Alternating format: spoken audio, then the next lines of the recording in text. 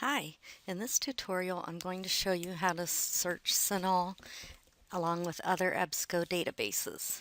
There's two ways you can get there.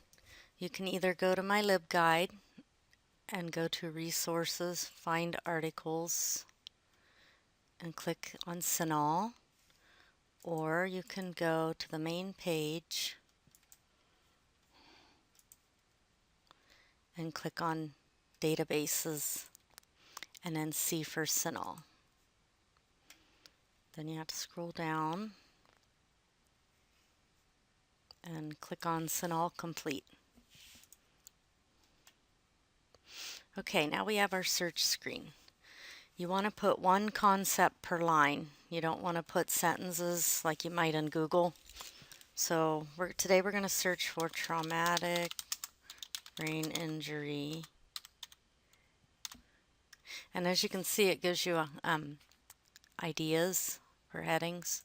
So you can click on that. I'm going to put occupational therapy with the asterisk. That'll get therapy and therapist. It's very handy. You can tweak your search now, or you can run your search and narrow it down later. That's the way I tend to do it. So let's go ahead and hit search.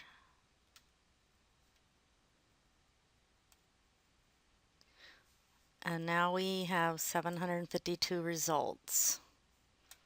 You can tweak the years over here. You can click on academic journals. This narrows it down, but they're not definitively peer-reviewed or refereed journals. For that, you have to use Ulrich's, which I showed you in the first tutorial. So these are all full text, easy breezies. All you do is click. But let's add some more databases. I have 259. So let's go ahead and add MEDLINE. Most of the occupational stuff is in CINAHL, but I always add MEDLINE. Since we're talking about brain injury, I'm going to add sport discus because a lot of people are talking about football and sports and the injuries you get from that. Hit search again. So now I have 1800.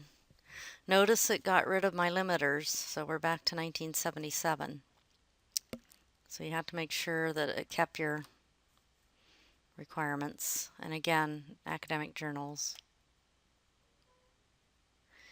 You can limit by language, but most of them are in English, as you can see.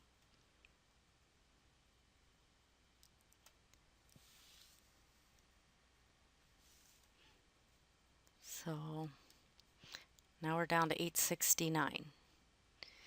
The ones with the PDF are easy to find. You just click.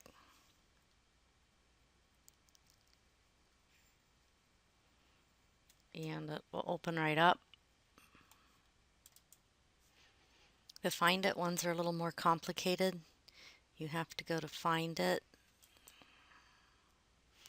and then click on Full Text Finder. And then this takes you to the journal. You want to make sure that it covers the right years. Our article's from 2018, so you want to make sure you don't pick this one, because as you can see, the coverage ends in 2016. Sometimes there's an embargo. It'll say, you know, from a starting date to 6 months ago or 1 year ago or 18 months ago. That means there's an embargo and they withhold it from the online version until the time frame stated. This takes me to the journal title or the journal as opposed to the article. So then there's two ways to go about it. You can copy and paste it. Most of them, all of them I think, will have a Find It. So there we go.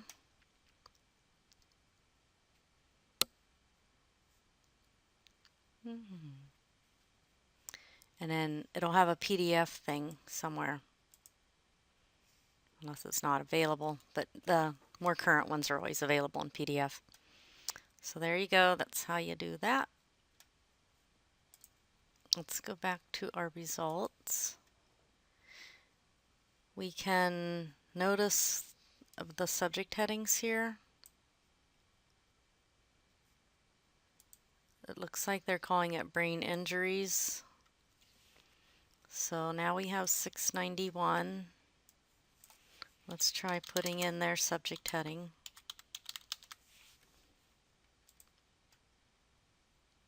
Not much difference. You can also narrow it to subject. So not a lot of difference there either.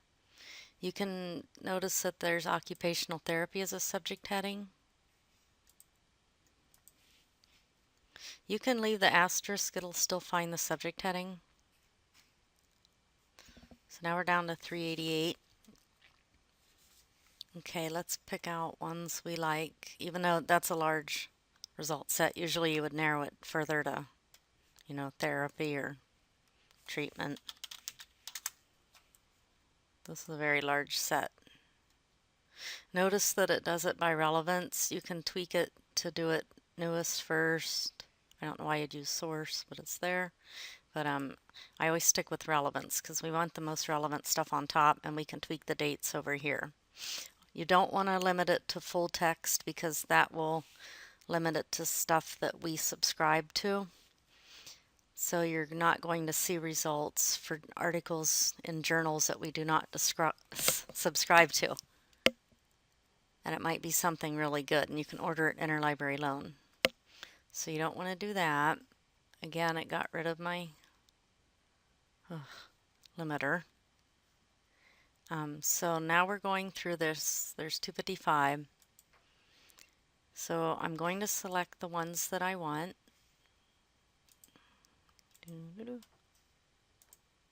Okay, now I can do, oh, that's not in English. When it's not in English, it has these little brackets. Plus you can see it's not in English probably. So after I selected the ones I like, I go up to folder. Here I can either email them, which I'm going to, and export them to EndNote. So let's do the email first. Select all the items, click on email, and before you put in your email address, you want to change this to APA.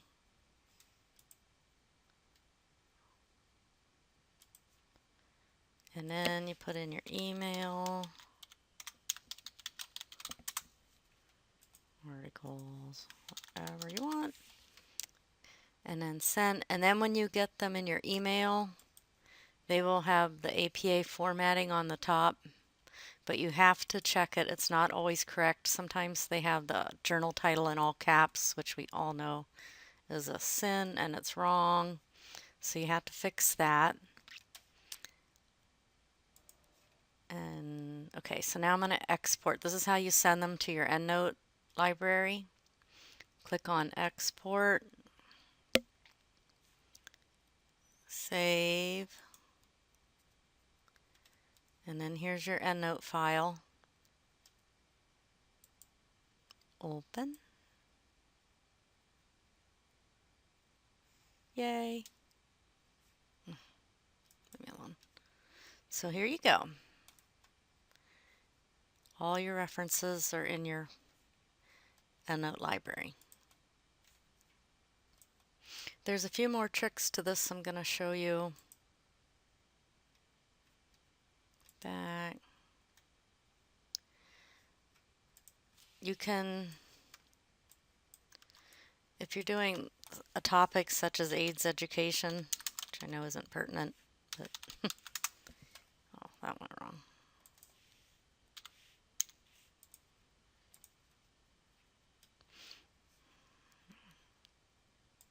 So oh, that's a subject term, sorry. I thought it was low. If it's too low of a number, you did something wrong. You made a typo or something. But anyhow, see I put AIDS education. which they look pretty good. They're not helping me. But if you want it together as a phrase, put the quotation marks. Like if you're doing the name of a testing instrument and you only want that phrase, not the words searched for separately, you want to put the quotation marks. Another thing is you want to make sure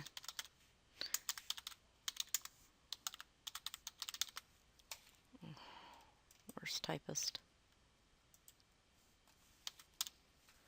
You want to make sure that you're searching. Oh, that went wrong. You want to make sure that you're searching using the proper terminology again. So here it says needle stick is one word and I have it as two.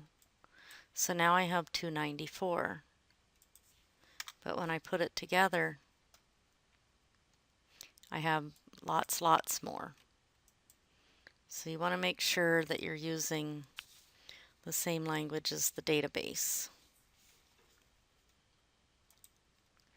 Speaking of which, up here it has, since we're combining databases, it has two different subject headings. Databases now aren't as particular and they do keyword searches. So MeSH isn't as important in my opinion as it once was. Other librarians will vehemently disagree. Let's try needle stick injuries. See, you can see that it's supposed to be one word. So then I could see what I was doing wrong. Another tip is, I think I already said, you always want to put one concept per line. You don't want to put traumatic brain injury therapy and everything on one line. Sometimes students will do that, but you can or all you want across the board if there's a lot of synonyms. You can also add lines if you have a lot of search terms. You're not going to get a whole lot of results, but if that's what you need, it's available. You can sign up for a folder and keep your stuff in there. I don't want to do that. You can also create alerts. It's very simple. Click on that. And you have to sign in to do the alerts. So you have to have an account to do the alerts. And that's how you use CINAHL with MEDLINE and other databases. There's a lot of different databases to choose from. When you go to choose databases, depending on your topic, you can do global health. If you run your mouse over this, it tells you what the topic is. Cochrane has controlled trial reviews if you're looking for a method of therapy. That's probably all you would be using in here. IPA, if you're doing any sort of drug research. So that's all I have for you about this database. Please contact me if you have any questions. Where am I? There. Feel free to email me and or give me a call. Thank you.